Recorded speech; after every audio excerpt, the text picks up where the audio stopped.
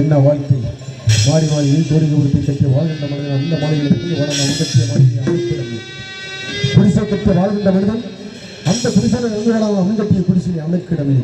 ஜாதி மதம் பேதமின்றி நிரந்தரமான ஒரு வீட்டை அழியாத ஒரு வீட்டை பொது வீட்டை கொடுத்திருக்கிறாய் இறைவா. பிறக்கும் பொழுது நீ என்ன கொண்டு வந்தாய், இறந்து போகும்பொழுது எடுத்துச் செல்வதற்கு இந்த உடலாகப்பட்டது. இந்த உடலாகப்பட்டது தாய் தகப்பன் கொடுக்கப்பட்ட உடல். இதிலே ஓடுகின்ற மூச்சு அவன் கொடுக்கப்பட்டது. அவன் எப்ப பறிக்கிறானோ பறிச்சுட்டு போயிட்டே இருப்பான். ஏன்டா என் உயிரை பறிப்ப, உன்னை வெட்டிடுவேன், குத்திடுவேன், உன்னை அழிச்சிருவேன் எங்க சொல்லி பாப்போம். நாம் எல்லோரும் சொல்லுவோமா?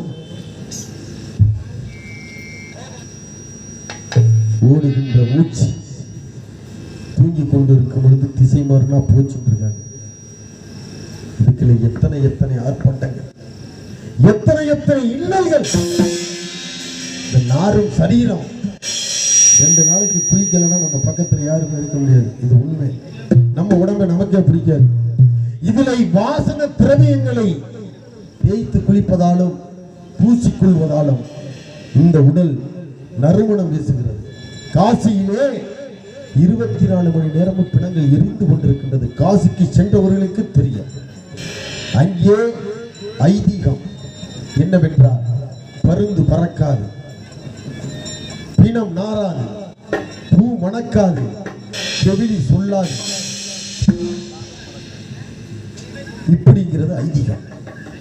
அங்கே பிணம் எரிந்து கொண்டிருக்கின்றது. 24 மணி நேரம் ஓய்வில்லை அந்த மயானத்தில். அதுக்கு நிகராக நமக்கு அருகாமையில் ஒரு ஊர் இருக்கின்றது. சில பேருக்கு தெரிந்திருக்கலாம், சில நபர்களுக்கு தெரியாமல் இருக்கலாம். அங்கே 24 பிணங்கள் இருந்து கொண்டிருக்கின்றன. நம் ஊரிலே கிராமங்களிலும் சரி, சிட்டி ஏரியாவிலும் சரி, ஒருவர் இறந்து விட்டால் நம் ஆலயத்தின் முன்னதாகவோ பின்னதாகவோ எடுத்துச் செல்ல மாட்டோம்.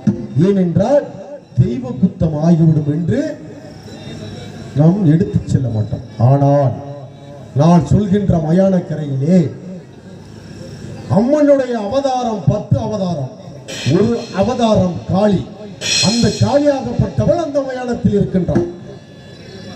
பைரவர் என்று சொல்லக்கூடிய தெய்வத்துக்கு அந்த மயானத்தில் ஆலயம் உண்டு. அரிச்சந்திரனுக்கும் அந்த மயானத்தில் ஆலயம் உண்டு. அந்த மயானம் எங்கே இருக்கிறது என்றால் திருச்சிக்கு அருகாமையில் காவிரி தென்கரையில் ஓயாமை எரி, பேரு ஓயாமை எரி. அங்கே தினங்கள் 24 நேரமும் எரிந்து கொண்டிருக்கின்றது. அந்த காளியின் முன்னதாக அர்ச்சனை செய்து பின்னதாக தகனம் நடக்கின்றது. திருச்சிக்கு சென்றால் அந்த மயானத்துக்கு சென்று வாருங்கள் என்று தெரிவித்து, ஒரு சில இடத்திலே உருவாகி மண்ணின் மைந்தனாக பிறக்கும் பொழுது என்ன கொண்டு வந்தாய், நீ இறந்து போகும் பொழுது எடுத்துச் செல்வதற்கு இறை.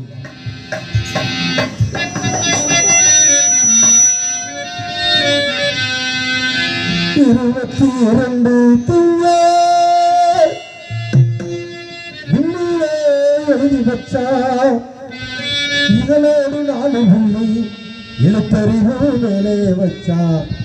இறைவன் தந்த வீடு அவன் அடைவதும் சுடுகாடு. இது இறைவன் தந்த வீடு அவன் அடைவதும் சுடுகாடு.